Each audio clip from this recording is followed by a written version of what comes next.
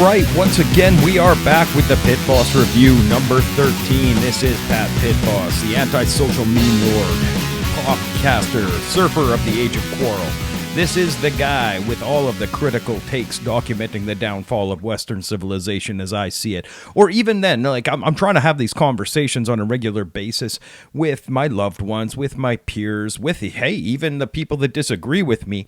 And part of this, I am realizing that I am critical. That's just it. Even in the Pat Pitboss Instagram, I do say critical takes documenting the downfall of Western civilization, and I'm realizing slowly that maybe I need to have more optimistic takes on what we can do to build a culture that we want to have, as opposed to documenting. I think the evidence is clear if we take a look at all of the downward spiral that we're facing here in North America, and maybe I need to emphasize more on what we can do to be better tomorrow than we were yesterday. Isn't that the goal of almost every tradition in the world? They give us, I guess, signposts. They give us strategies. They give us ways that we can try to improve ourselves to be a better human being tomorrow than we were today. And I'm in the process of writing a book, and it's called Towards Vital Existence, a new tradition, a third position, comparatively in standing as an alternative, not in opposition. You could even use it as an embellishment, but an alternative to embellish upon or to transcend beyond the right-left paradigm. They're trying to tell us that you either have to be right-wing or left-wing. You need to either be progressive or you're regressive, and both sides are calling themselves progressive and accusing the other of being regressive. But largely, they've abandoned becoming transcendent individuals. I guess in some ways, the right wing, they believe that following tradition and going back to tradition is transcending modernity. And I think there's some merit in that. But I also disagree on the direction that they think is transcending. Like, in a lot of ways, these people that are talking about transcending modernity, they've lost their emotional intelligence. They've lost empathy. They've lost compassion in exchange for hating the symptoms of, I guess, hyper-materialistic consumerist degeneration as they perceive it. And then the left wing, they tend to feel that they are transcending tradition in order for a better world of unmitigated liberty to do whatever you choose. Which is hilarious because neither are really healthy. Existing in a conservative hate-filled mentality is not healthy for your psyche. It's not healthy for your emotions. It's definitely not healthy for your spirituality or your physical world. Nobody wants a regimented world of hatred and control any more than they want a chaotic world of liberty without restraint. So I believe that we're walking a razor's edge here. We are walking a razor's edge between liberty and discipline. And I believe there comes a time that we need to move towards a central, rational position. Like, not necessarily even a political centrism, but like almost like a transcendent center that is beyond left and right. It's beyond right and left. It is more about right and wrong. It's about right and wrong, where we recognize what is good and what is bad, and the limitations and the hiccups in our narratives that say, well, this makes sense, but there's a problem right here. And what I'm seeing as I listen and I watch both ends of the spectrums, because like I'm not sure if you've heard any of my previous podcasts, but I've been on the ultra woke libertarian or libertine side of the political spectrum. That, man, if it's not hurting anybody, who are you to judge? Even when it literally starts hurting people, and we're talking about moving into, like the extreme fringes of alternative lifestyles, like alternative sexual lifestyles, like sex work or BDSM, the alternative fringes of libertarianism, where, I should be free to do whatever I want. But what people don't realize is the further you move away from authority, eventually a new authority establishes itself. When you insist on having a government-free zone, or liberty an overarching zone of freedom to do what you will without any artificial restraints, a new authority rises up in the form of those with guns.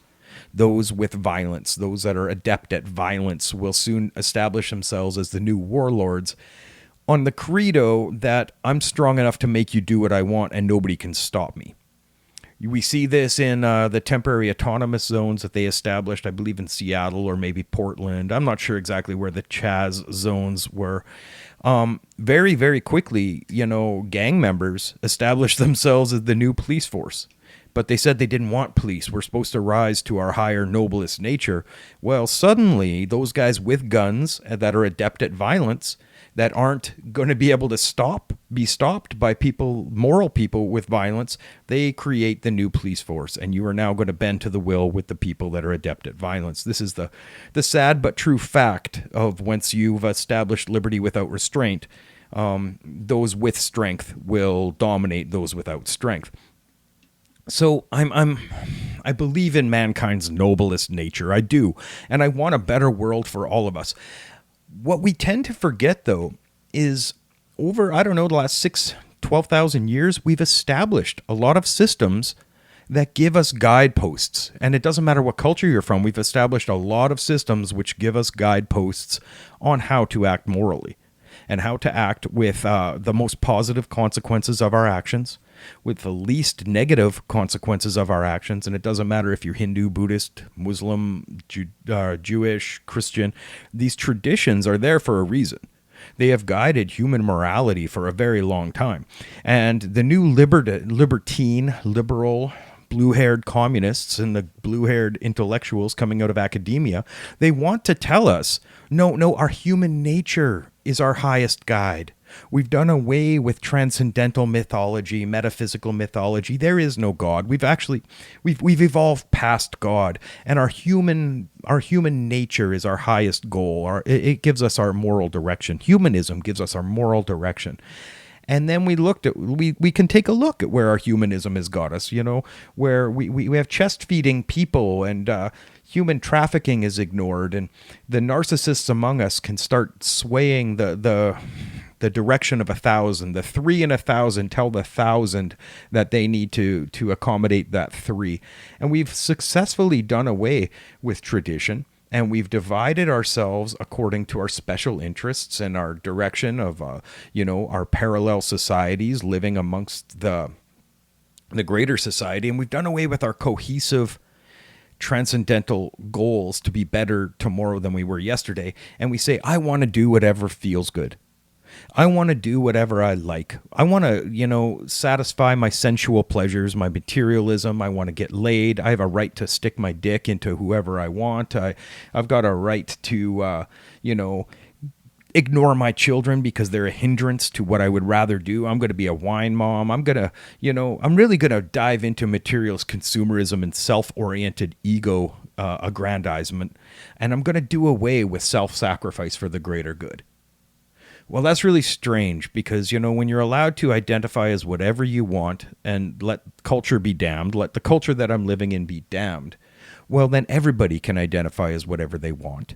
And we create a whole bunch of parallel realities all living together, and we do away with our cohesive, unifying reality. So the transcendent traditions that have established, a common reality. Thank you, Internet. Thank you, Internet. We're all allowed to be whatever the hell we want. And no one's got a right to gatekeep or judge. And you don't have a right to tell me what I'm doing is wrong. Otherwise, you're an oppressive influence on my liberty. Because my liberty is more important than anything else. So once again, just to step it back, I really believe that we need to regain a political centrism. Centrist, be central, not left, not right. Look at both critically. Find the good in both sides and move towards that. Because, if you take a look at capitalism, unrestrained capitalism literally commodifies everything. Everything becomes an opportunity to make money. It's something that can be exploited for profit, and only a few control that profit. So if we commodify everything, including life itself, like you take a look at the factory farming, you take a look at the cobalt mines, where the sweatshops to make your brand name clothing, and the sweatshops that it takes, the child workers are making your phone that you're probably listening to this on. That's capitalism.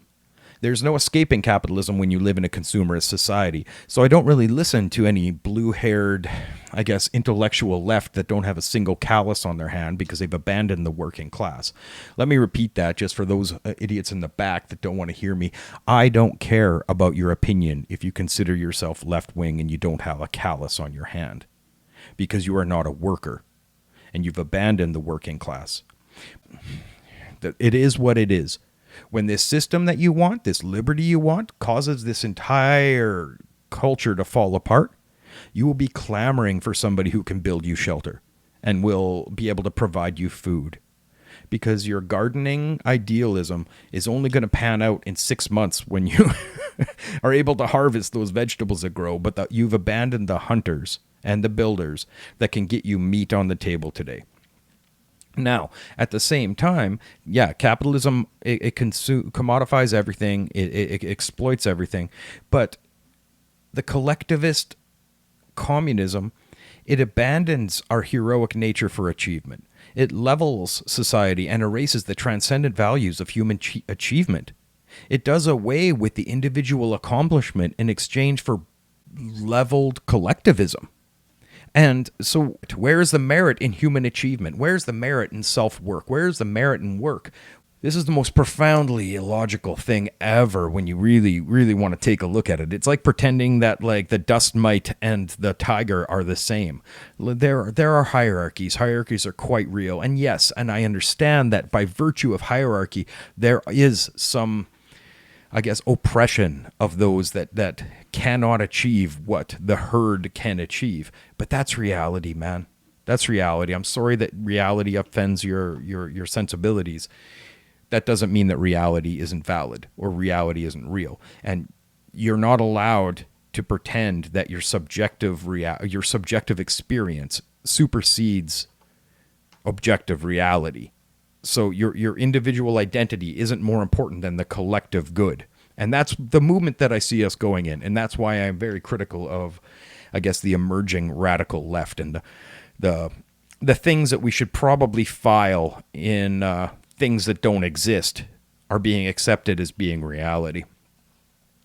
So when the greatest goal of social collectivism is being a cog in a wheel for the state, I don't buy it, because we've absolutely abandoned our human achievement, our goals, our reason for hard work, and we've killed off any spirituality, any transcendental, metaphysical reason for achievement or to be a better human being than we were yesterday is replaced with the state and the collective good, where there is some merit in the greater good, but not to the point where we sacrifice our individual achievement. Why we need a third transcendental central position is because people need to align themselves with our highest ideals. You know, I've mentioned it before that the term hierarchy is based off of the Greek word hieros, which means a noble or sacred order. Right? Archy being order, hieros means like noble or sacred. So hierarchy would be the term, which is a sacred order. Now, it allows us to have an ideal by which we prop above everything else, something that we should strive towards. A physical self, an emotional self, a psychological self, or a spiritual ideal that we strive towards. And as you do away with that, there is no ideal. You're perfect the way you are. You don't have to change anything because you're a perfect little star. Well, when everybody's a star, there's no orbit anymore. There's no goal. There is no higher good. There is no personal achievement or no personal ideal that we strive towards. And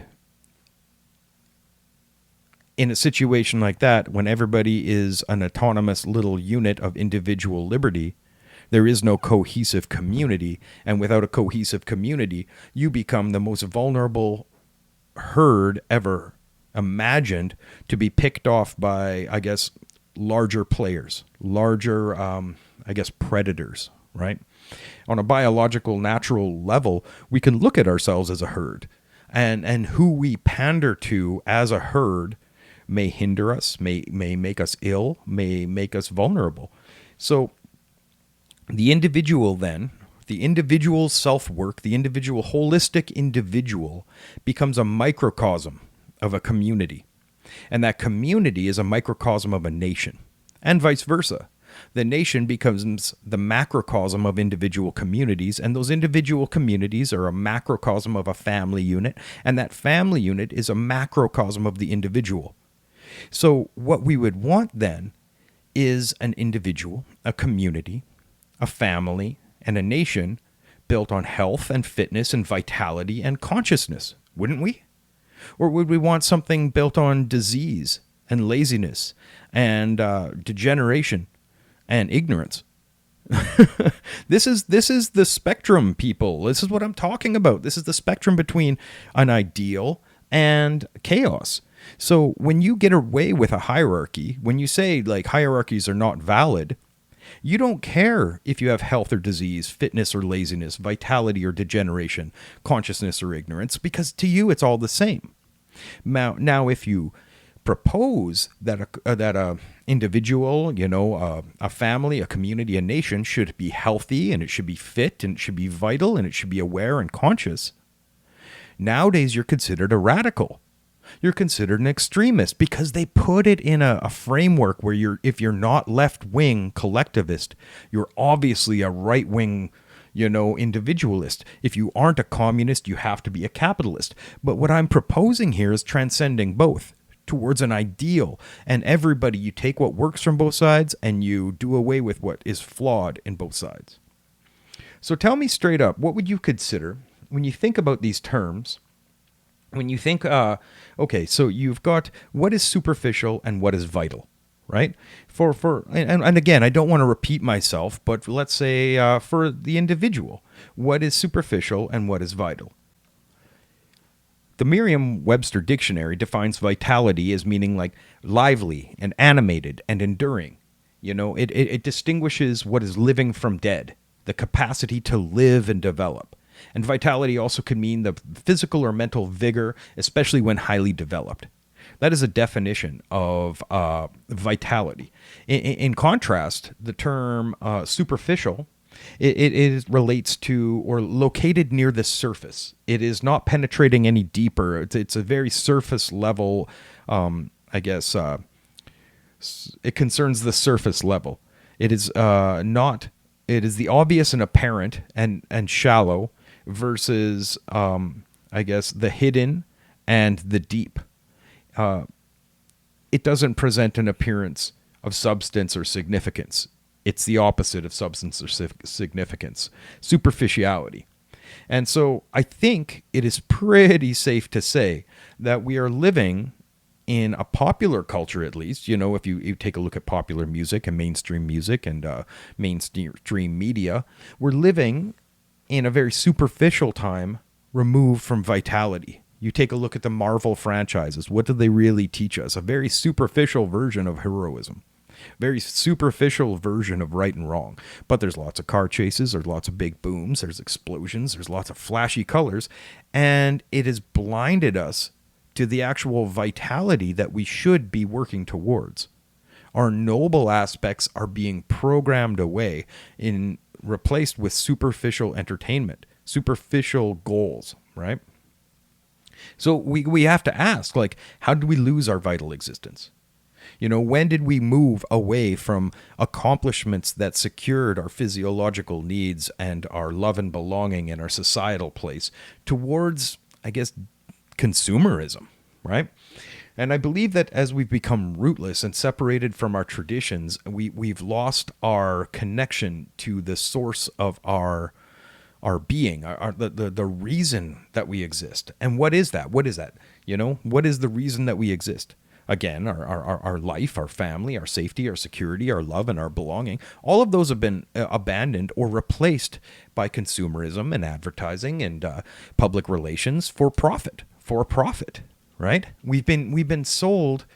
We've got rid of our spirituality and our family and our community, and we've replaced it with consumerism.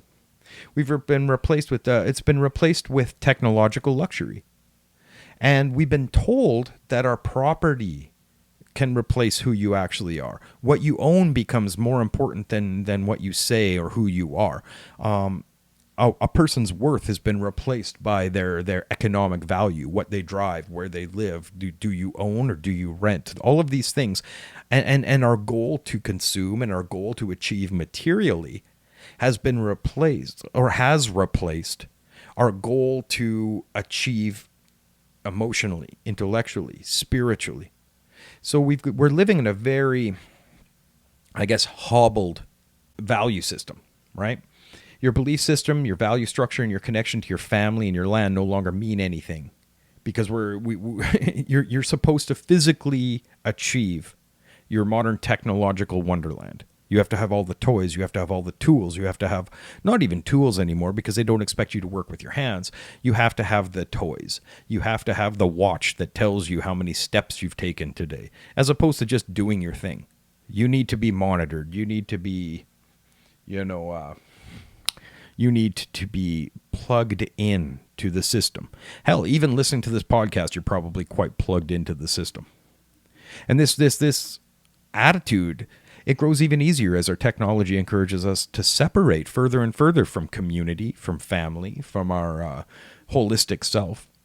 We become polarized and divided. We are looking for differences as opposed to commonality. We distrust each other. We're living fearful. We seek relationships and releases, physical releases, to avoid any existential pain. We self-medicate. We seek pleasure in hedonism, as opposed to just living in the realization that something substantial is missing from our existence. And when we realize, and we actually sit there and we talk about this, we realize that we're experiencing a pain of loss. That we've almost like left a metaphysical womb that we felt safe and secure in. And we've lost the intuitive awareness that we belong to a greater ecosystem. And we've severed the sacred connection to whatever that was. Now, depending on the system of belief, this could be a connection to the Creator. Could be connection to God. It could be connection to the land and to the ecological order that things represent. But whatever it is, we were expelled from that metaphorical Garden of Eden a long time ago. I heard this, pretty sure it was an Islamic speaker, and he was talking about how God tends to abandon those that abandon God. And, and I know the G word, it freaks people out. It does. It freaks people out. The spirituality words freaks people out. The religion word freaks people out, because they've been indoctrinated with a dogmatic model of what this stuff represents. And they haven't looked deeper into what part of us connects ourselves with each other, what connects us with our environment, what connects us with our universe. So I'd like to say that no culture has the market cornered on universal truth. And the source of all creation as we experience it is so far beyond mortal understanding. Like, scientists look at what they're learning with awe and reverence. And that awe and reverence is just the cusp of understanding or comprehending the greater spiritual undercurrent that motivates and is behind our universe. So maybe, I guess if these scientific-minded materialists, they eventually unravel enough, they're going to get to the point where they recognize that we are all one thing. We are all connected to a greater whole. But in the meantime, we live in a materialist society that's abandoned a divine spirit. We've abandoned our connection to the greater ecosystem, to the point where we can exploit for profit anything that we see, right? And some systems of thought, I'm aware that some systems of thought, especially when they call themselves the chosen ones above all else, they can conquer and exploit systematically. And they can impose their viewpoints on other people that perhaps had a more ecological viewpoint, and in doing so, I think an entire culture has lost what it was to be connected to a universal root of all life. The source of all creation is so far beyond mortal comprehension that we kind of fumble with the language sufficient enough to describe it. There are authors out there, my favorite is obviously Joseph Campbell. I've talked about him a lot in the past. And if you're a little more, I guess, academically minded to digest like really wordy stuff, you can read author like Rene Guignon when he talks about perennial traditions and the commonality of all spirituality out there. Because when we recognize that we are connected, and we could work with the ecosystem as opposed to try to conquer the ecosystem. I know the Bible talks about, or the Old Testament, which would also be, I guess, the Torah. It talks about how God granted man dominion over nature as opposed to stewardship to work with nature in balance, which is more the pre-colonial traditions. We saw a move less inclined towards balance and more inclined towards domination. Property and conquest became the goal in the name of profit again. We once based our lives on chopping wood, building fire, carrying water, securing food and shelter. And these are vital accomplishments. And we should move towards vital accomplishments. We were able to procreate, find partners, build communities. Again, vital accomplishments. And as we've been removed from vital accomplishment, we look for surrogate accomplishments. And we say, oh, I painted a pretty picture. I did good at work. I got a fast car. People are jealous of me in a status kind of mind. We've even said, okay, well, I can build things carpentry-wise and I can fix a car. These are vital accomplishments, but they aren't. They're surrogate accomplishments because none really fulfill our food gathering, procreation, family, security, belonging, all of our lowest rungs of our the human needs according to Maslow's hierarchy of human needs. We think that our accomplishments are vital. I do a nice tattoo and I'm like, look what I accomplished. And everybody claps and, or my internet likes make me feel like I've done something vital. But it's not, because it lacks in a profound level the physiological necessity for survival. Like, how important are these things in the hunter-gatherer sense of the word, really? We don't need art to survive. We need art to enjoy life. So we're at the point now where all of our needs are met. And yet some people still scream that, they're oppressed.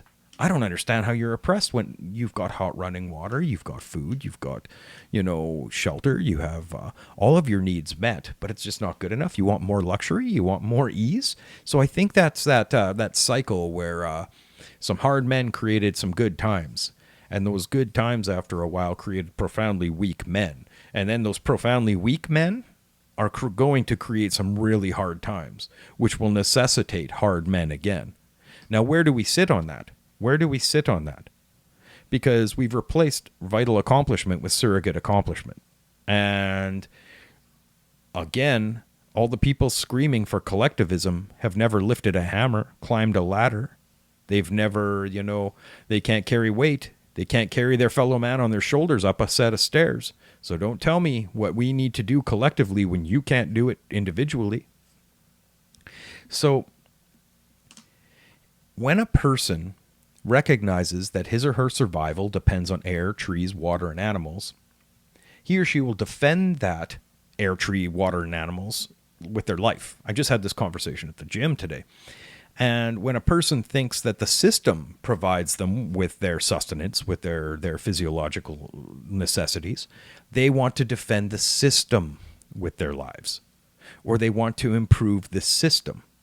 But the system is what's robbing us of our vitality.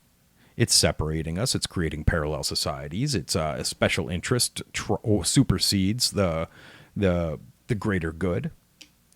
So this is a damaged attitude, and it reflects a superficial tradition as opposed to a real perennial tradition.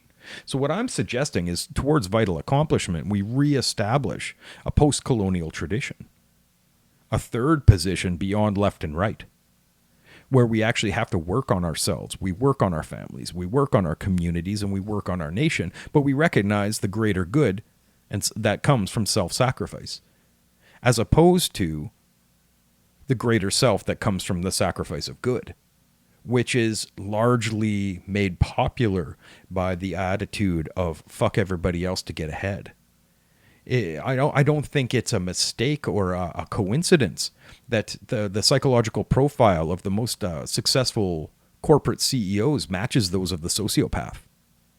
You need to compartmentalize what is right and what self-sacrifice for the greater good in order to fuck people over to get ahead. That is the attitude of the narcissist, the sociopath, and the psychopath. And it's also the attitude of the most successful bankers, lawyers, corporate CEOs. I don't think that's an accident. In Judaic mysticism, they would call that the cliffothic element, that which is a shell, it's a husk that no longer has connection to divine, noble light or divine compassion and empathy. So in pre-colonial cultures, all of our ancestors from around the world were incredibly similar. You can read Joseph Campbell. All these philosophies, they had slight variations, but there was a core truth to them. And that truth, that commonality is what authors like René Guénon or Aldous Huxley would call the perennial tradition. And I think Aldous Huxley wrote a book called The Perennial Tradition. René Guénon has other writings on the same topic. And that perennial tradition, it essentially says that all around the world, we are encouraged to take action that makes us better than we were yesterday. For the goodness of ourselves, for the goodness of our family, for our entire world, depending on the philosophy and how deep you want to get into it. I believe, the gurus of India or even Mahatma Gandhi said, live simply so others can simply live. And what you do, what you work on in yourself reflects profoundly on your environment, right? Depending on how far you want to take that, like metaphysically, some systems believe that what you do for yourself changes the universe, right? So by making your life sacred, possibly your life becomes sacred. And if you treat your life and mundane and superficial, well, possibly it becomes mundane and superficial. So what does it take to reestablish a perennial tradition? What does it take to establish a post-colonial tradition, which is based on making your life meaningful, making your life vital again? What is it going to take in order to be better in a society? And it's funny because like this can be carried over to politics straight up. Like, I tend to believe that political direction is motivated by philosophical values. And when you really boil it down to philosophical values, they're talking about existential truths. So when we want to talk about existential truths, where do we get to? Where did I come from? Where am I going? Why am I here? Which have largely been addressed by the spiritual traditions of our globe. Like all of the perennial traditions have talked about the existential core truths, which influence philosophy, which influence values, which influence politics. So when we're talking about politics and psychology, we are really talking about our spiritual values, our spiritual truths. So there's a theory, there's lots of schools of thought that say you will find evidence for whatever you choose to believe. And the outer form that we perceive in this world and in ourselves and in our environments only reflects our inward reality. And if you could change the rhetoric that you're telling yourselves, you could change your life. So if we see like nature bearing no ill will towards us and we harbor no ill will towards nature, perhaps we live in a better world. If you look at your common man as being the same as you with only small differences, as opposed to being different than you with only small similarities, maybe this world will look different. But unfortunately, I was talking about this again with a friend of mine who's a socialist at the gym. It really makes me wonder about the underlying who or what the underlying motivation to see differences is, to divide us along the lines of race and ethnicity and gender and orientation, and what underlying philosophy or motivating factor would have people want to set up parallel societies divided and separate from each other and basically tear apart our nation. Are there political motivations? Are there financial motivations? Are there spiritual motivations? Who are the individuals that want us at each other's throats as opposed to joining together for the greater good? Are they power mongers? Are they financiers? Are they slowly and insidiously trying to undermine our roots and our cohesiveness in order to divide and conquer us? Now, I've had people talk about social media and TikTok being manipulated by Chinese government officials, which would make absolute sense. If you undermine the national pride and you have people hating their own country, it's quite easy to undermine and to take over. But this also goes over to our families, to our human, I guess, our direction and our transcendence. For years, there's been a slow erosion of our self-worth, of our transcendental motivations to become a better human being and to work with others and to love for the right reasons. Love for the right reasons. You've got all these people using terms like love and freedom and liberty to do some of the most degenerate shit that I've ever fucking seen, man. Like, I've been there. I've seen what these people say, what they're doing, and saying, love is love, man. You know, shit on someone's chest, and it's love, man. You got no right to judge. Well, who's like, this is where I've literally met people that talk about fisting people's asses and pulling shit out and saving it for play later, and this is what they consider a human right to do. Now, I'm sorry, I'm drawing a line somewhere. I'm drawing a line when I say reality is reality, and whatever narrative you want to pretend. I'll be polite for a little while with your fiction, because that's literally what it is. I'll be polite with your fictions for a little while, but sooner or later, I guess the collective tradition should rise up and say, enough is enough, right? For example, like, I don't know, here's an example. Can we trust a medical system that is built for profit as opposed for healing people? They will say, okay, we want to heal your situation. We want you to be a better human being. Give us $40,000 for this medical intervention and a lifetime of paying us for medicines to maintain so you don't reject what we did to you. Or do we really want to look at what the holistic problem is in your life and heal that first, and then see if we need this medical intervention? You know, or here's another one. What about a food system that is designed to keep us eating and slowly getting sicker as opposed to actually satiating our nutritional needs? I want you, as an experiment, go into 7-Eleven sometime and pick out the healthy foods that aren't made by some mega corporation like Coca-Cola, right? You can even go in there and you're like, well, maybe coconut water. Maybe if I want to pay $3 for an apple or an orange or a banana. But other than that, 7-Eleven offers fuck all for nutrients. There's no real food left in there. So, and this is the standard. This is the standard. Like, you know, oh, I want to go out to a nice fancy restaurant. What can we eat? Oh, I don't know. Something fried in canola oil. That's health food. Well, you don't get health food by fitting into the commodification system of capitalism, right? And our government has no, I guess, motivation to tell people to eat healthy. Well, they'll do it. They're like, oh my God, you got to be healthy. But at the same time, we're not shutting down fast food that's literally been proven to poison us. We're still going to put a whole bunch of additives in your water because we've contaminated it so badly with our mismanagement of our natural resources.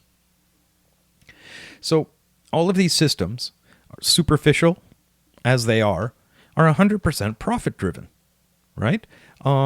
We have an entertainment system that keeps us fixated on our screens and our devices, as opposed to connecting with our land and our family. We're no longer encouraged to chop wood and carry water and get our... Hell, even going to the gym today, I realized that I could be chopping wood for something substantially useful versus picking things up and putting them down. When you're cutting trail through the bush so you can get from point A to point B, you're going to be dripping sweat and sore the next day. But people don't do that as much. They just want to go to the gym so they can stay healthy enough that they can eat shit food and poison themselves with sugar lattes. And the entire overarching system of public relations to keep these products being sold to us are controlled by people that understand the psychological motivations that keep us addicted. The psychological limitations that keep us from breaking that mold. They prey on fear. They prey on aspirations. They understand that they can make you afraid of for survival. They can make you afraid that you'll never be loved. They can make you afraid that you won't fit into your community. All of those are the lowest rungs of our human needs. And if they can threaten those rungs of our human needs at the lowest levels, they can profit. They keep you afraid so they can profit. They keep you addicted. And they keep you working within a system. A superficial system, as opposed to striving towards vital accomplishment, as opposed to striving for a vital existence. Now, food once came and grew from the land, and it wasn't created in a laboratory. Our health once came from the land, and it wasn't created in laboratories. We once lived in organic environments as opposed to boxes created by right angles and square and rule. So, once again, I'm a firm believer that a nation reflects in smaller communities, and those smaller communities reflect the family, and the family reflects those individuals that comprise it. And once again, also the individual is reflected in the family, and the family is reflected in the community, and the community is reflected in a nation. But only through healthy individuals can we develop healthy communities and a healthy nation. Otherwise, when we look at our cities, we'll see nothing but imbalance and disease. And I think you're seeing that left and right with every protest and people screaming and trashing their environments and setting things on fire. These are symptoms of imbalance and disease.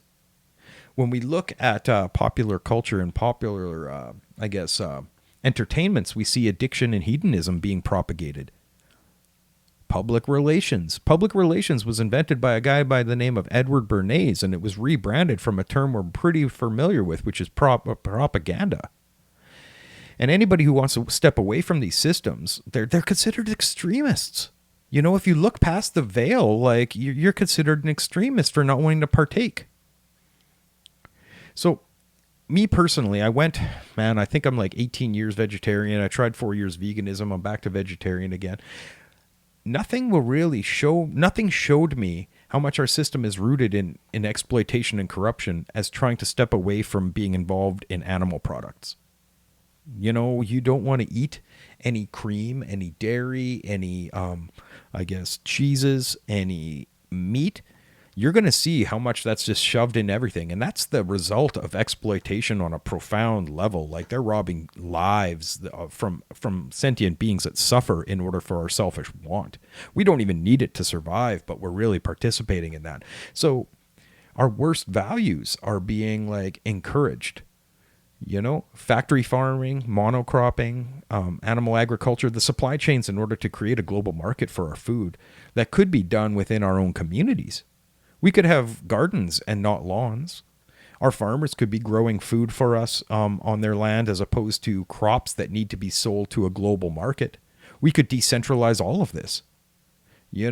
People could trade foods in their neighborhoods. Imagine if you have gardens and not lawns, and you have community food trades. Somebody grows tomatoes, another person grows cucumbers, another person grows potatoes, and you all get together and you could trade food for food. And the government could implement systems like this if they chose to. But instead, they've traded the vital existence that we're participating in our own sustenance for a system of commodification. These systems of superficiality are so upside down that what is poisonous and toxic is considered the ideal, and what is healthy and balanced is considered outlandish or inconvenient. And inconvenience is the worst thing. We're trading luxury for life, right?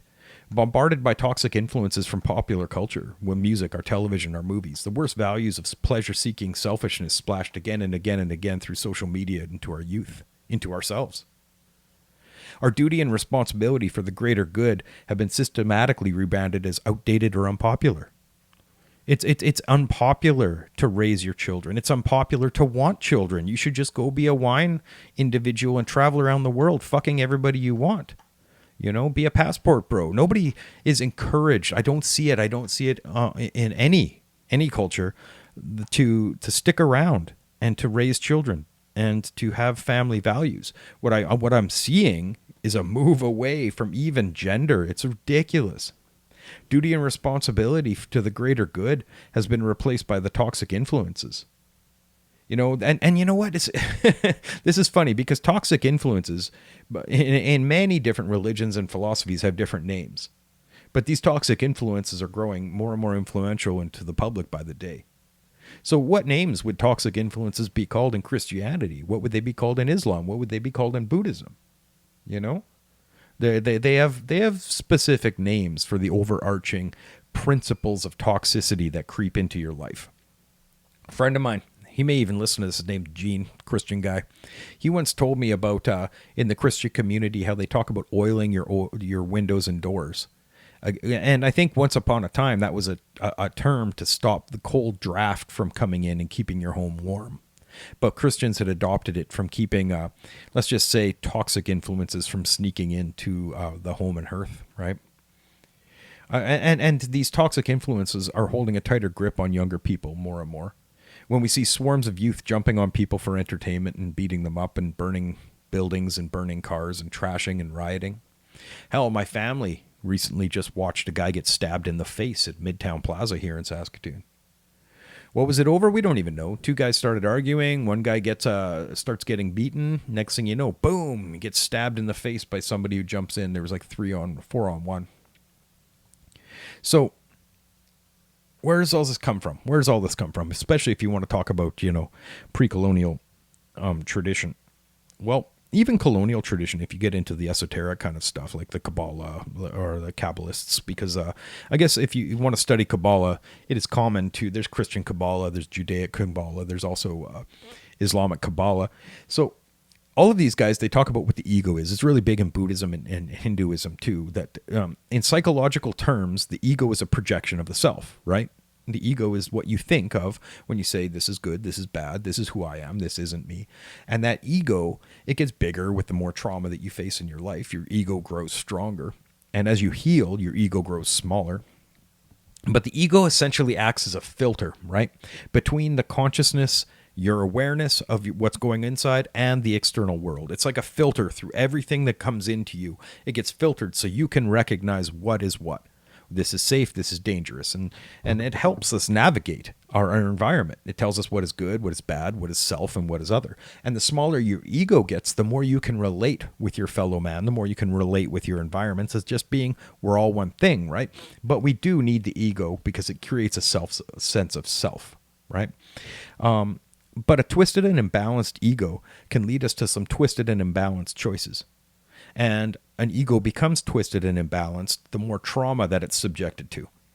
That's how monsters are created. It's ego out of control. They think that they are the only important thing and everything else is secondary. They're so far removed from their environment that they think that they're alone in this world. So, like a sliver that becomes inflamed, trauma will inflame the ego. So how do you heal that? How do you heal that? You remove the sliver. You let it become inflamed. You recognize that it's actually an injury that needs to be healed.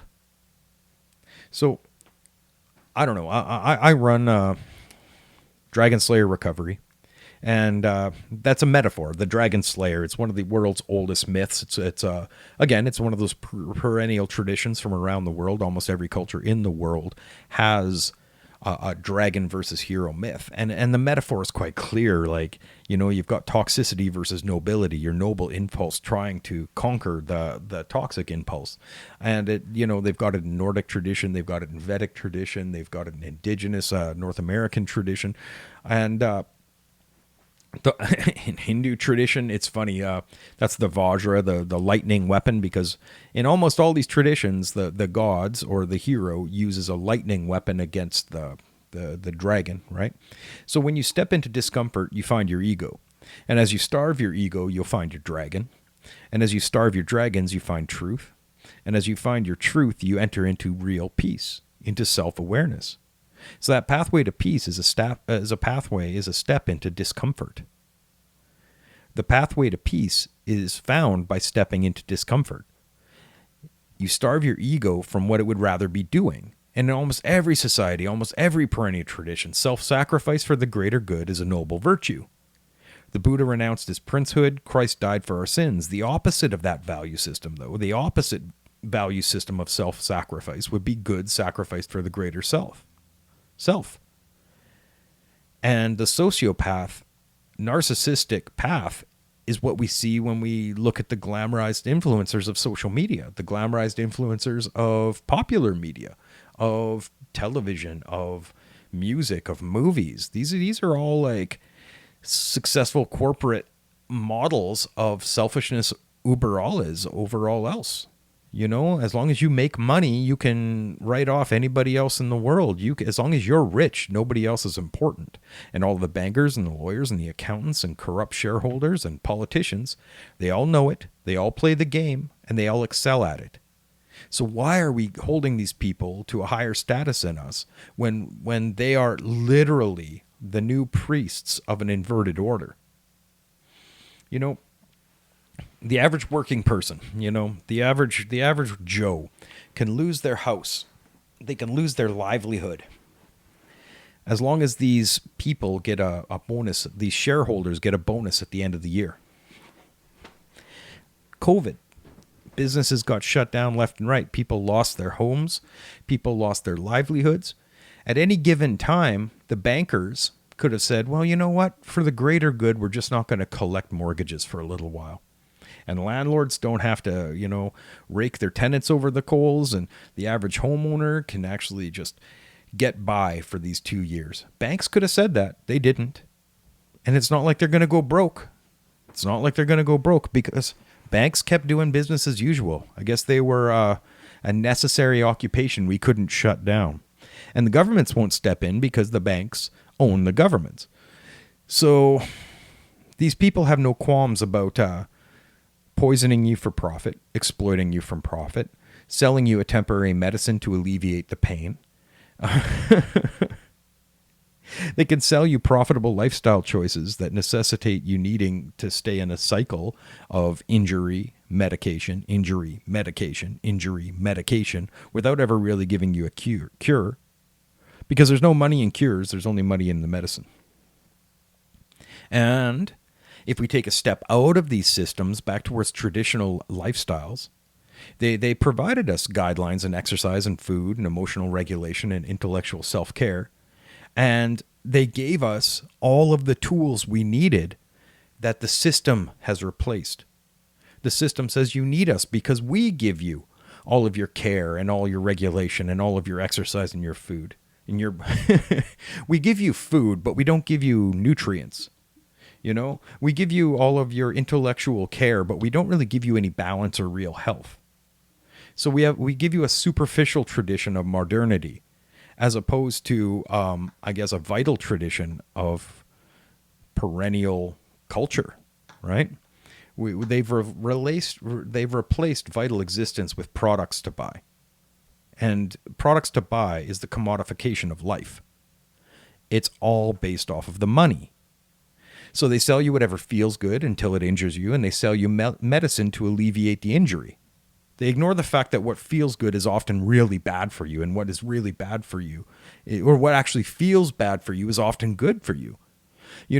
Going to the gym and exercising, it hurts the lungs, it hurts the legs, it hurts the muscles. But in the long term, that's going to improve you. So in the present system, we're trading short-term gain for our long-term pain.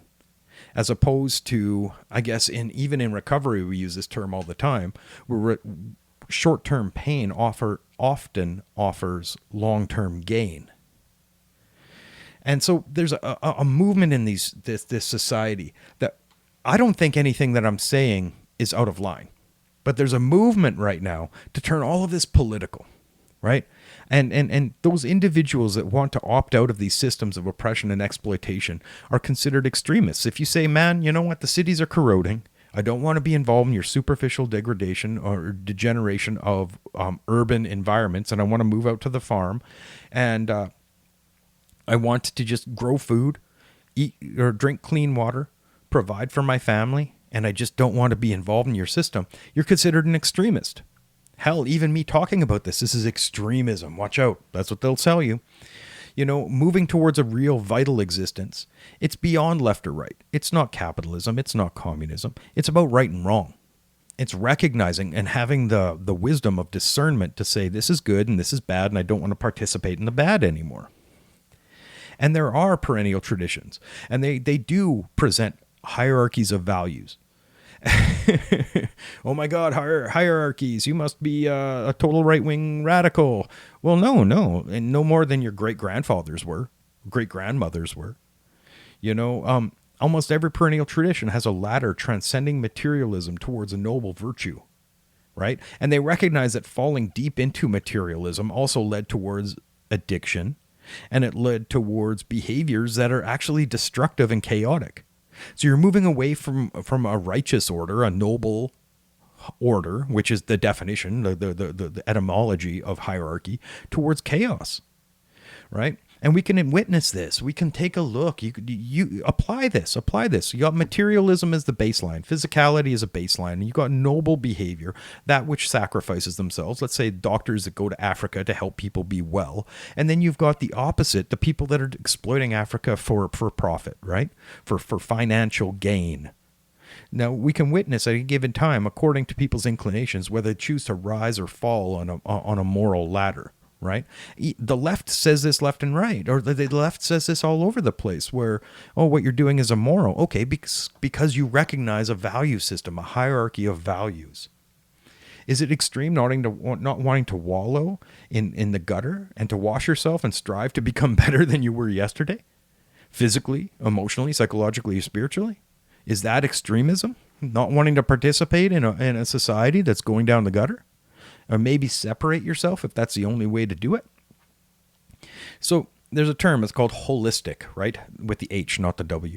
Holistic means emphasizing the importance of the whole, the interdependence of individual parts. Essentially, it's an ecological balance and understanding how things work with each other, and recognizing that nothing is necessarily an individual, isolated, autonomous unit from the greater whole. It's an ecological viewpoint. And almost every pre-colonial spiritual system recognized that a holistic self could be equally attributed to a community, and that the elements of a holistic person included a physical, emotional, intellectual, and spiritual self. This is at least the quadrant. Western Hermetic tradition also incorporated a fifth element of consciousness, but First Nations spirituality, that's the medicine wheel, right? In Kabbalah, they talk about all of these things are equally attributed, right? Your physical, emotional, psychological, and the spiritual self.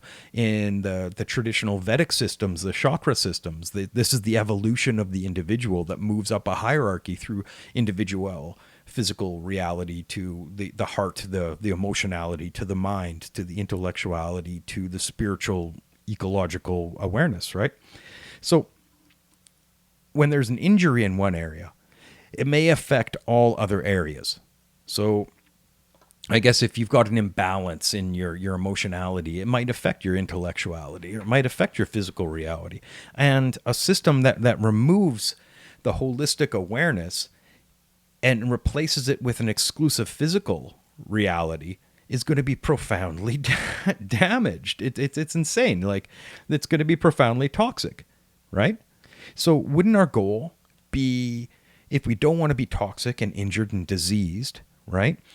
Wouldn't our goal then be to be physically, emotionally, intellectually, and spiritually fit and healthy? And we would want to recognize the negative consequences of our choices at any time? But right now, there's a narrative coming from a certain camp, I guess politically, and I kind of wonder where these people are coming from, that they think of the term fitness as exclusively a superficial physical manifestation. And they're saying that it's toxic and it's right-wing and it's extremist. If you believe in fitness, you're one of the worst guys in the world. And maybe that's them. Maybe that's just thinking physicality, because I look at it as holistically, that you should be physically fit or work on it. You should be emotionally fit or be working on it, intellectually fit and work on it, but spiritually. And a lot of these people, they've done away with the spirituality. They've killed off God and replaced it with what? Special interest groups? The special interest groups, like, I love it. I saw this one debate one time. These people were screaming about being disrespected. Their indigenous heritage and their indigenous spirituality had been disrespected by these white colonial hate mongers. But they had no empathy in their voice. It was only resentment. It was only hate. It was only anger. And it really made me wonder how much they were invested in their spirituality if they were emphasizing the hateful, negative, toxic manifestations. Because it wasn't like, man, you guys, like, we feel that you've hurt us and you should probably listen because we're trying to make a better world. It's like, God damn you, you need to be, checked, call yourself out so we can shame you. And I'm sorry, I just don't really think that's a positive and positive use of a holistic balance. You're absolutely imbalanced if you're just angry, right? I think you've lost touch with your spirit if you're there, right? So again, if you think of fitness exclusively as a superficial physical manifestation, then I think you're a little off balance. Because fitness, the definition of fitness, I love definitions, they're very important. The definition of fitness means a state or condition of being suitable or appropriate, or the suitability and equality of any given system. So if we apply this holistically, what does your holistic fitness look like? We're really wondering about the suitability and the quality of your entire physical, emotional, intellectual, or spiritual self. And if you are toxic or imbalanced in any area of that, how is it affecting other areas? So when we carry over this individual to the collective, now let's look at a society. Let's look at the suitability and quality of a holistic society. Now, is it healthy physically? Is it a healthy society? And a lot of capitalists will, oh yeah, it's the best system ever. But you're dead emotionally. You're dead spiritually. And you look at a communist society and they're like, oh yeah, it's the best society ever. But it's failing. Your intellectual might be there, but you're dead spiritually. You've got a toxic imbalance. This is a toxic imbalance. And I'd like to say that a transcendent system, a transcendent third position beyond left and right, would consider the physical, emotional, intellectual, and spiritual components of that society and keep them in balance and strive for fitness and health in those things. And the more you just argue about the physical, economic nature and the benefit, you're ignoring so many other aspects of your society. So I'm going to go quickly before we call this a day here. I'm going to go through each of these. So if we look at our physical fitness, we're basically looking at our exercise, our physical strength, our physical health, our flexibility, our balance, our endurance. But this is also, it comes through in our diet, in our self-care, in our recovery, how much we really value our body, our communities, our streets, our infrastructures. So that's a physical fitness. And I think that's hugely important. And I don't trust anybody who tries to say that physical fitness is an extremist attitude. But then we also have emotional fitness. If we move up that hierarchy, we're moving up to an emotional fitness level where we have to look at our compassion and our allowing of our vulnerability and allowing ourselves to feel pain instead of automatically reacting, right? Our reactivity to discomfort. How much empathy we feel and how much we protect our boundaries from being exploited ourselves, because the most empathetic people I know are continually exploited. So you need balance and fitness when it comes to your emotionality. But then intellectual fitness, how much are we emphasizing our problem solving, our education, our learning? How much are we intellectually flexible? How much can we focus and remember? And how creative are we? Now, again, this applies to the individual and the community and our nation, right?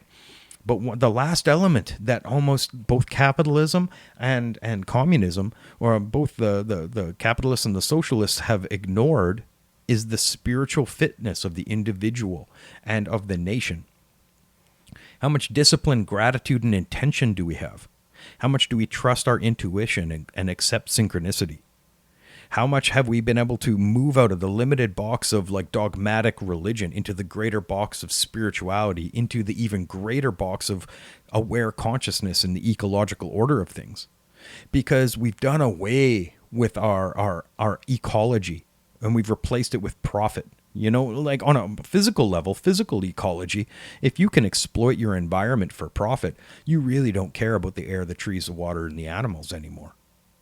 And this is a real tearing away from the pre-colonial systems towards a colonial system. So what I'm suggesting is all of us integrating those pre-colonial systems into a post-colonial system, a post-colonial tradition, which is why I'm talking about moving towards a vital existence and establishing a post-colonial tradition. Because that would be true progress as opposed to regressive. And all these people that consider themselves progressives on Twitter and all these like political like ideologues, they're regressing. They're moving away from like people being part of a collective whole and working together towards a better, union, towards special interest division, towards my ethnicity is more important than yours, and your ethnicity oppressed mine once upon a time, and this is the end all be all of our interaction, is my special interest and my individual identity as being separate from you, right? So I want to encourage people to work towards vital accomplishments in the real world, maybe learn some pre-colonial skills, and move towards having a more vital existence. And in my own life, this would be eventually establishing a homestead. This is, I think, one thing that me and my partner are working towards. But it could also just be establishing healthy families, not traumatizing your children, working on yourself, working on being a balanced, holistic individual. Because once again, I believe that the individual is the community. And the community is the nation. So improving your community, picking up garbage, talking to your neighbor, helping people out, pushing people out of mud puddles or, snowbanks. Becoming what you could be for the greater society. Being a good coworker, being a good father, being a good mother. I call this the ancient and noble art of slaying your dragons. And like, if we're trying to evolve towards becoming a better human being, well, I'd like to say that the opposite of evolution is de-evolution. We're trying to evolve towards the next stage of what we could be. And any evolution is a progress of growth. And without growth, we have stagnation and rot. And I don't see a society growing in a healthy direction. I see society moving towards a corrupt version of itself. So evolution is characterized by challenge, adaptation, and resolution. Well, guess what, people? Hard times are coming, and we're going to be presented with significant challenges. So we need to adapt, and we need to resolve what we're going to do. Because the strongest, the physically strongest, isn't always the fittest for survival. It's the most able to adapt. And these are things that I'm seeing. These are things that I see coming. Those weak men that have been produced by our good society are really creating a hard society really soon. So this has been, I guess this podcast was dedicated on establishing a vital existence, moving towards a vital existence. This is the short version of the booklet that I'm writing, or the book that I'm writing. We'll see where it goes in the future. If you're interested, don't hesitate to reach out and, give me some comments, ask me some questions. I'm definitely interested in people's ideas on this. But I definitely believe in a new tradition, a third position beyond right and left, a transcendent tradition, a post-colonial tradition. And all these people, you see it online, and there's an ideologues out there that say anybody that uses the word tradition is obviously a fascist. I don't think they know the meaning of the word, or they're just trying to scare you away from looking back at your cultural traditions. Because those that are in touch with their traditions are usually on the right track to being a quality human being, as long as they're holistic and they aren't caught up in hating the other. But on the other hand, criticism of toxicity is not hatred. And I think that narrative needs to be addressed. A lot of people are rewriting words, and they're saying you hate me when you're only criticizing them. And by shutting down debate, by shutting down critical viewing of behaviors. They're shutting down the move towards proper health, proper fitness, and fitness isn't a bad thing. All right, so that's been Pitboss review number 13, I believe. It's a little shorter than normal, but that's okay. I take up so much time ranting about this stuff. Again, if you're interested, like, subscribe, share with friends. Please share this with friends. I'd like to get as much feedback as possible, good and bad. I'm willing to address the stuff that people have problems with. And peace, love, and granola, people. Take it easy. Take care of yourself. Take care of those you love, whether it's individuals or community. I'm out.